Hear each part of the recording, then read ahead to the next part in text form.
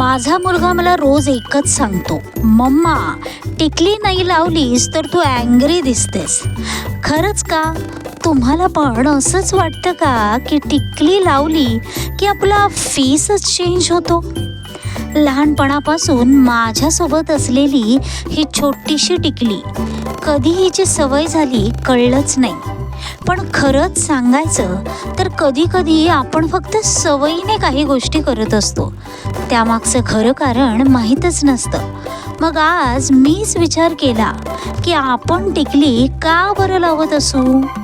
फक्त सुंदर दिसण्यासाठी की अजून काही कारण आहे? शास्त्रानुसारच बोलायचं झालं तर कपाळाच्या मध्यभागी असतं आज्ञाचक्र, जे आपल्या कॉन्सन्ट्रेशन आणि विचारांचं केंद्र मानलं जातं. टिकली लावल्याने त्या ठिकाणी हलकासा दाब येतो, ज्यामुळे आपलं मन शांत राहतं आणि आपला फोकसही वाढतो. पूर्वीच्या काळी बायका कुंकवाची टिकली लावायच्या, कारण त्यात औषधी गुणधर्म असतात. म्हणूनच टिकली ही फक्त एक ब्युटी ॲसेसरी नाही आहे, ती आपल्या परंपरेचा, आरोग्याचा आणि पॉझिटिव्ह एनर्जीचा एक भाग आहे. आणि कदाचित म्हणूनच टिकली लावली की आपण बायका कंप्लीट वाटायला लागतो, हो की नाही?